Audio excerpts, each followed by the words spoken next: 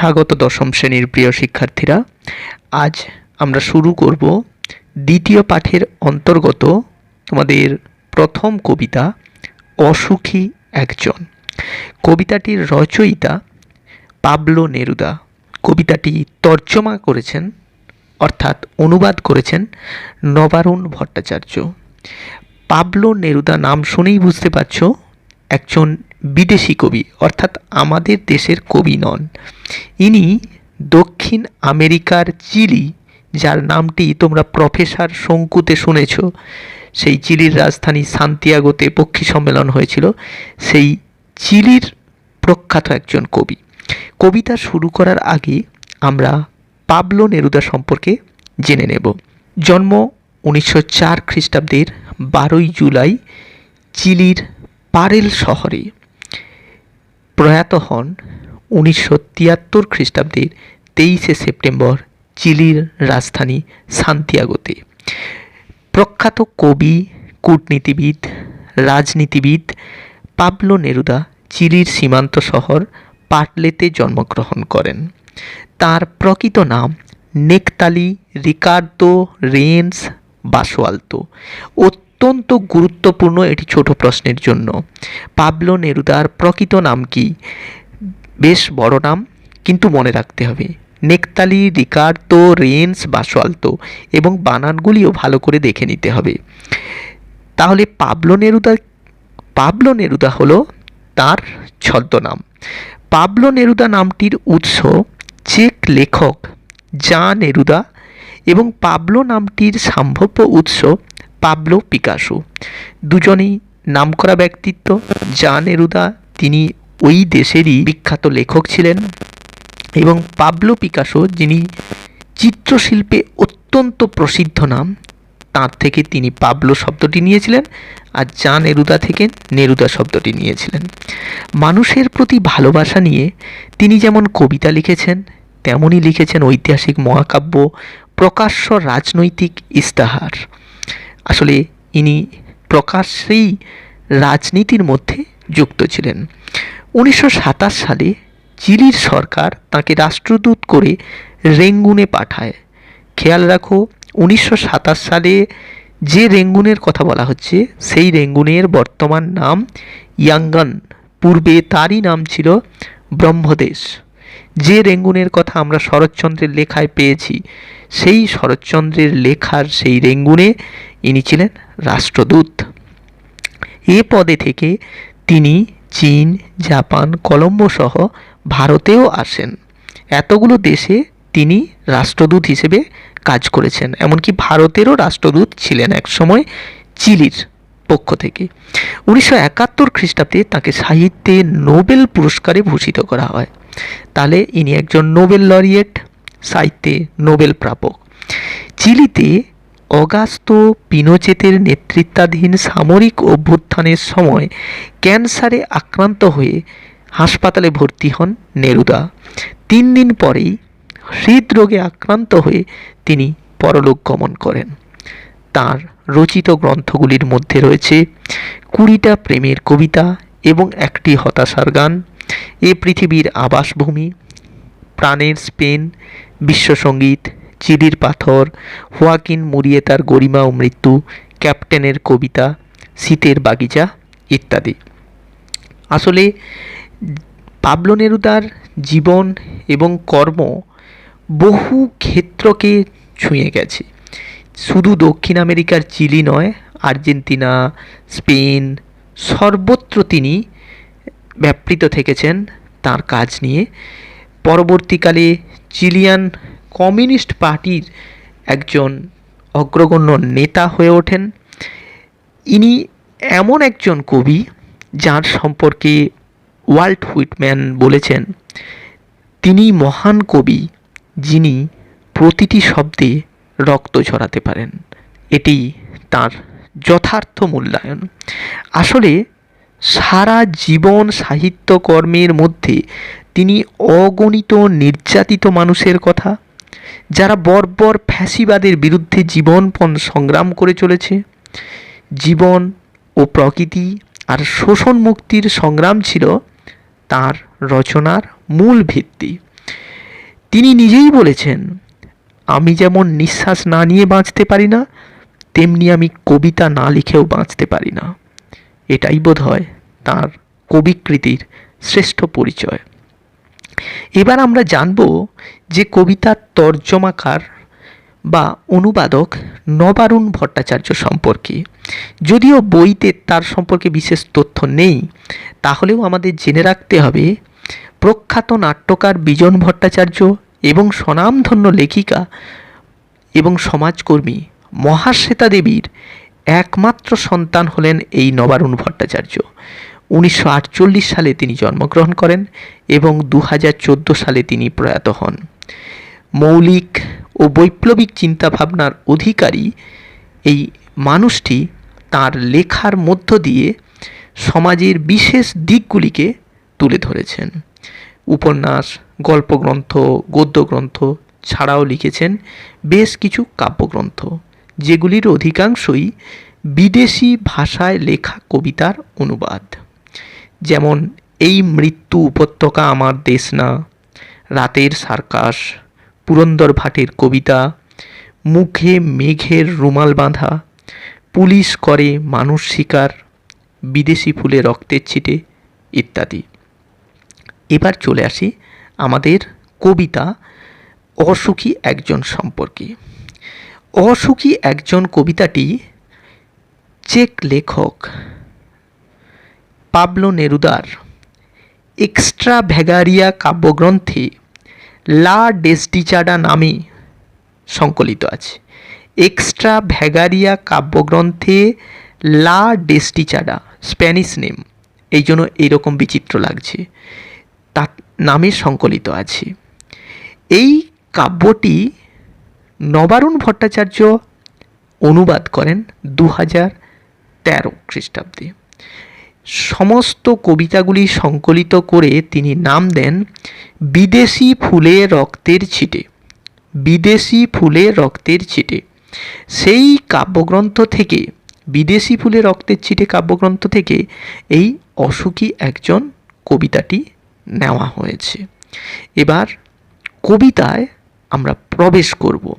এই কবিতা আসলে মানব মুক্তির কবিতা। দেখা যাক কবিতায় কবি কিভাবে সেই মানব মুক্তির কথা বলেছেন।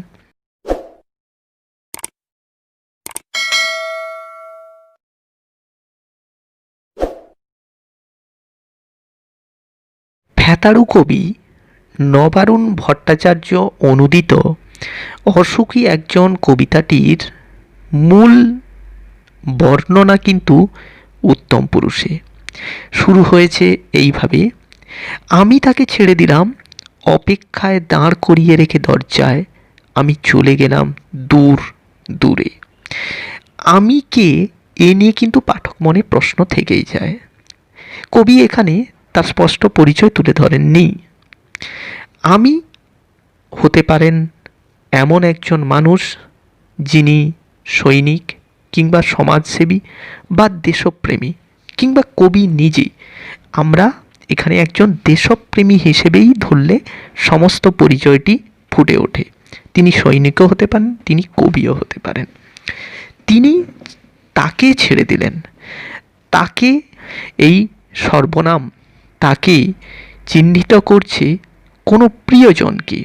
এই প্রিয়জন একটি মেয়ে, তাকে ছেড়ে দিলেন, অর্থাৎ ছেড়ে রেখে এগিয়ে গেলেন। অপেক্ষায় দাঁড় করিয়ে রেখে দরজায়, অপেক্ষা অর্থাৎ প্রতীক্ষা, অপযুক্ত ইক্ষা, দীর্ঘই কয়মূর্ধন্যয় আকার, সেই অপেক্ষায় দাঁড় করিয়ে রেখে, অর্থাৎ অপেক্ষাতে রেখে কোথায় না দরজায়, দরজাতে তাকে অপেক্ষায় রেখে তিনি এগিয়ে গেলেন। কোথায়? দূর দূরে। এতটাই দূর যে সেটাকে বিন্যাসে সুন্দরভাবে ব্যক্ত করা হচ্ছে। জনৈকা মেয়েটিকে প্রতীক্ষায় রেখে প্রিয়জনকে ছেড়ে চলে গেলেন বহু দূরে। সে জানতো না আমি আর কখনো ফিরে আসব না। এখানে সেই দরজায় দাঁড়ানো নারী, যে হতে পারে প্রেয়সী কিংবা স্ত্রী, আমরা তার পরিচয় জানি না, সে কিন্তু জানতেই পারেনি যে চলে যাওয়া মানুষটা আর কখনো ফিরে আসবে না। সাধারণত যুদ্ধে যারা যায় তারা এরকম ভাবনা নিয়েই যায়। এখানে সৈনিক বলেই বেশি ক্ষেত্রে মনে হচ্ছে সেই চলে যাওয়া মানুষটিকে। একটা কুকুর চলে গেল, হেঁটে গেল গির্জার এক নান। কুকুর যে কিনা বিশ্বস্ততার প্রতীক, সেই বিশ্বস্ত প্রাণীর চলে যাওয়ার মধ্য দিয়ে প্রিয়জনের সঙ্গে মানুষটির বিশ্বস্ততার ছেদ ঘটছে বোঝানো হচ্ছে। হেঁটে গেল গির্জার এক নান। নান অর্থাৎ সন্ন্যাসিনী, যারা মঠে বাস করেন, খ্রিস্টান ধর্মাবলম্বী মানুষ, এবং গির্জার কথা মনে করিয়ে দিল যে ধর্মের প্রতি বিশ্বাসও ধীরে ধীরে এই দুটি মানুষের মধ্য থেকে চলে গেল। একটা সপ্তাহ আর একটা বছর কেটে গেল। সপ্তাহ, সপ্ত অহের সমাহার দ্বিগু সমাস, সেরকম সপ্তাহ আর একটা বছর কেটে যাওয়ার মধ্য দিয়ে সময়ের গভীর ছায়াপাত দুজনের মধ্যে বিরাজ করতে লাগলো। বৃষ্টিতে ধুয়ে দিল আমার পায়ের দাগ, ঘাস জন্মালো রাস্তায়।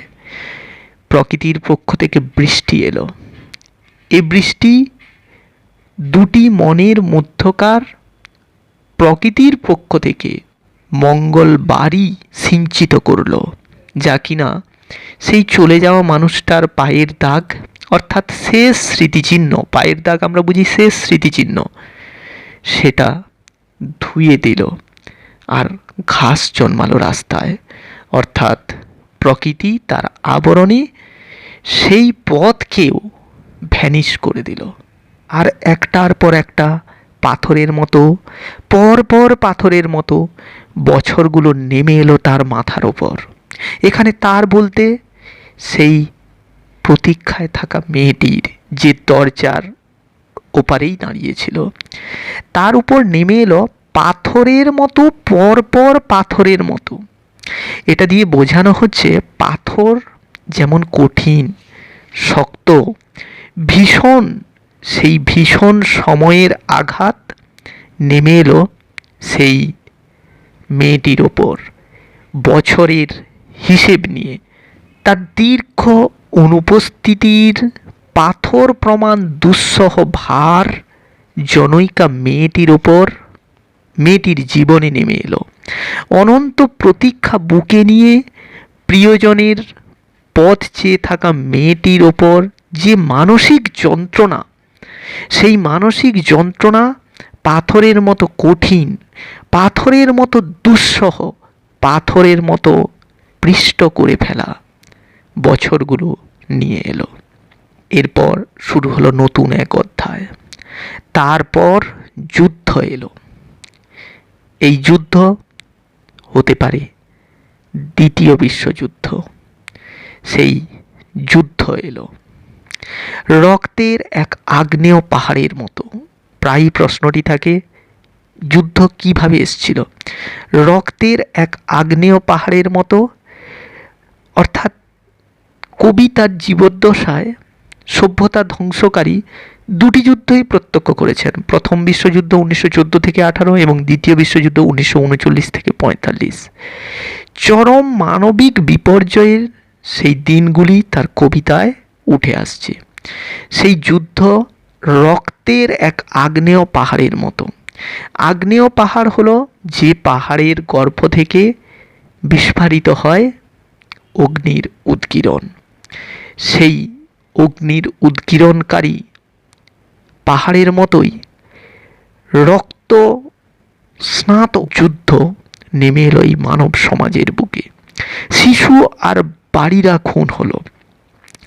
শিশু ভবিষ্যতের প্রতীক, আর বাড়িরা, এখানে বাড়ি শব্দের পরে রা বসানো হয়েছে, যেটি একটি নির্দেশক, একটু অন্য ভঙ্গিতে প্রকাশ হচ্ছে এটি।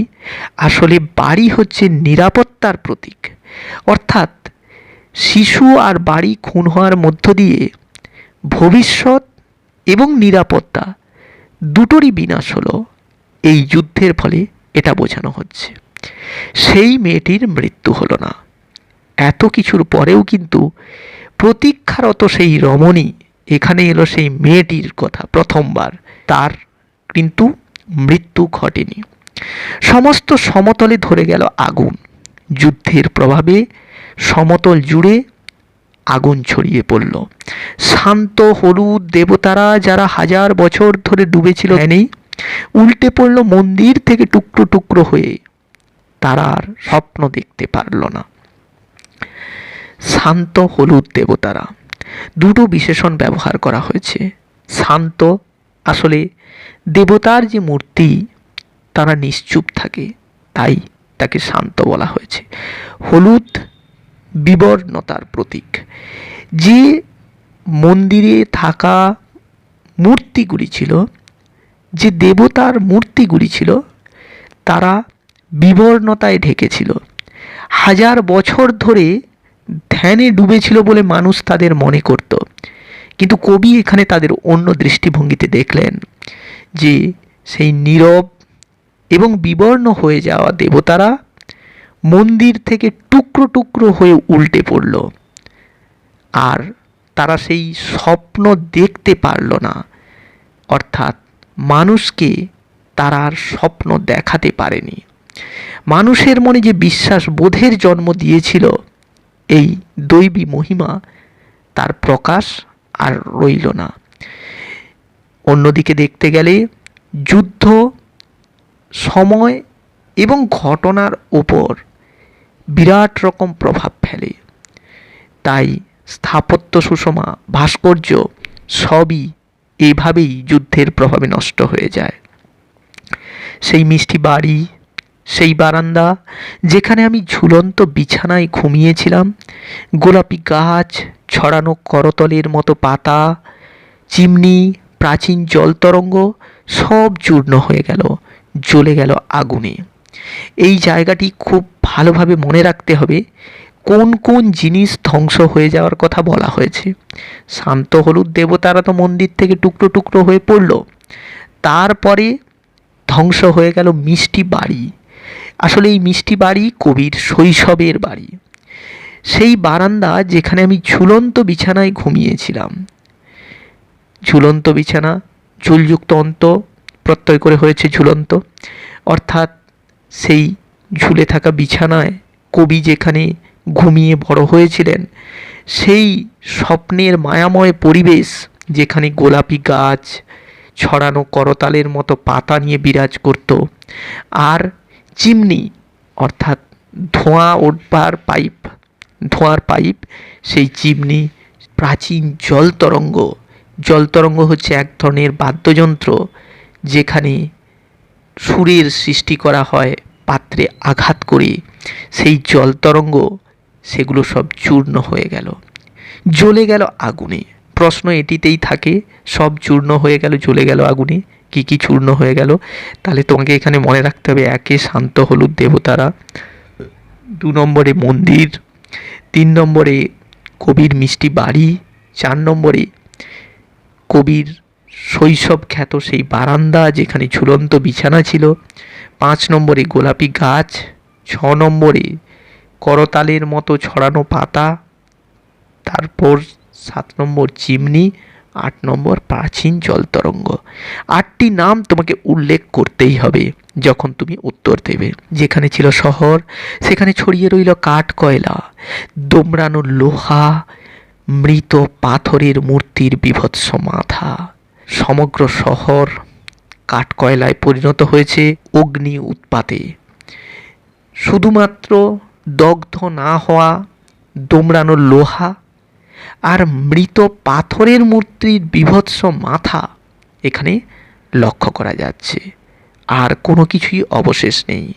অগ্নির গ্রাসে সমস্ত কিছুই নিঃশেষ, রক্তের একটা কালো দাগ। আধুনিক কবিতার এই বিশেষ বৈশিষ্ট্য, 1 লাইন পড়লে 10 লাইন ভাবতে হয়। রক্তের কালো দাগ, তাও আবার একটা। এটি কার রক্তের কালো দাগ? আমরা সঠিকভাবে বলতে পারি না, বুঝি এটা ছিল খুব মর্মান্তিক একটা দৃশ্য, এইটুকুন মাত্র। আর সেই মেয়েটি আমার অপেক্ষায়, অথচ মেয়েটি কিন্তু অপেক্ষারতা। আমরা খুব ভালোভাবে বিশ্লেষণ করলে বুঝতে পারি, মেয়েটির অপেক্ষার কথা বলা হয়েছে, আবার রক্তের কালো দাগের কথা বলা হয়েছে। তাই বোঝাই যায় মেয়েটির শরীরের মৃত্যু হয়েছে, কিন্তু তার অপেক্ষার অবসান হয়নি। কবিতার নামকরণ আলোচনার সময় তোমাকে স্পষ্ট ভাষায় উত্তর দিতে হবে। অসুখী শব্দটি প্রথমে ব্যাখ্যা করতে হবে। সুখ নেই যার অসুখী। এখানে সুখ পায়নি দুজন, কবিতার প্রত্যক্ষ অপেক্ষায় ছেড়ে যাওয়া ব্যক্তিটি এবং মেয়েটি। দুজনের মধ্যে মেয়েটি হলো সাফারান, সে সমস্ত কিছু যুগ যন্ত্রণা, যুদ্ধের যন্ত্রণা এবং পারিপার্শ্বিক পরিবেশের মধ্যে সমস্ত অস্থিরতাকে বহন করে সে বেঁচে থাকার প্রচেষ্টা চালিয়েছে।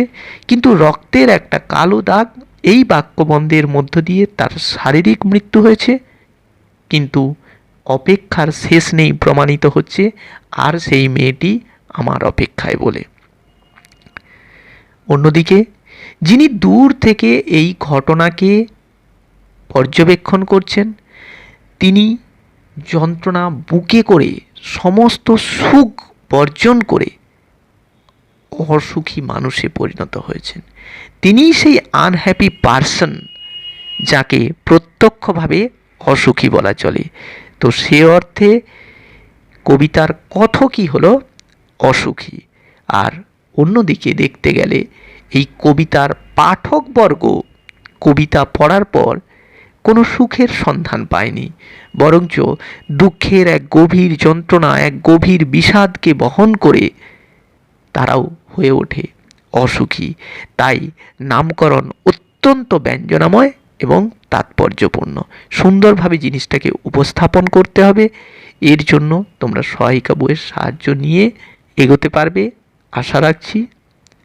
আজকের এই কবিতা এই পর্যন্ত। ধন্যবাদ।